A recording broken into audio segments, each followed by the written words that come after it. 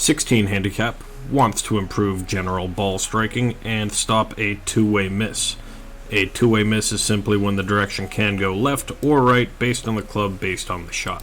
So we've got a couple swings. We'll start with the practice swing with the driver face on view. Overall stance and posture looks pretty powerful. Good wide stance, flared out feet. Might want to square up that back toe just a little bit so you don't over-rotate in your backswing. But your grip in the right hand is too far rotated over the top of the club, giving it a weak position. We'll also see in the follow-through where it is relative to the palm of your hands, but the setup and takeaway are okay. It does look like with that grip, you can see you rotate that face open a little bit. It is more apparently open up at the top.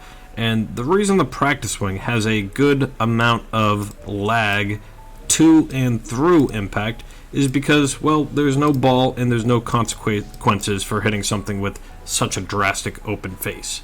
Now, the look of it is good because you're understanding your body mechanics, and I actually really like what's going on as far as what you're doing with your turns and legs and generating speed.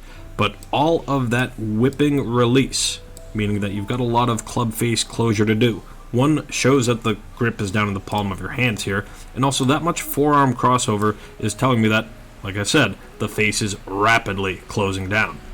So the issue here, right at your P5 position, is that your left wrist is still very much so cupped, which means the face is very open. You will then have to, when hitting a ball, release it, whip it, flip it, do whatever you can to try to square up that face. Otherwise, if you come in holding the lag like you're doing, you're just going to hit that big block or slice to the right. So it will be based upon the timing of when you can release it to square the face. Unless you can work on your grip and your face angle in the takeaway through, well, all the way to the top of the backswing, trying to flatten out or bow that left wrist to keep the face more closed.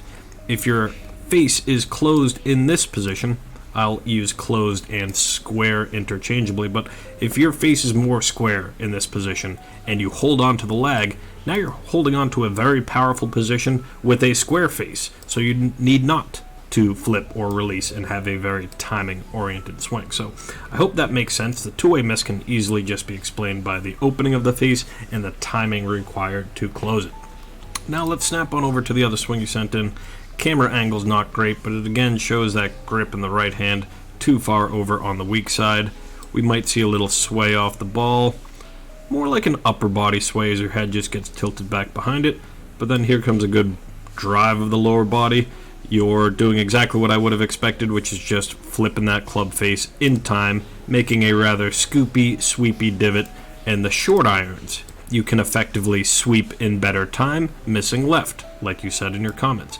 The longer clubs are a little bit more difficult to get swept in time, so they might stay open.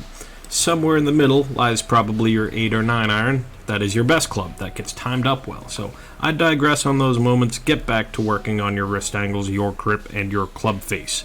Good luck. Sendaswing.com.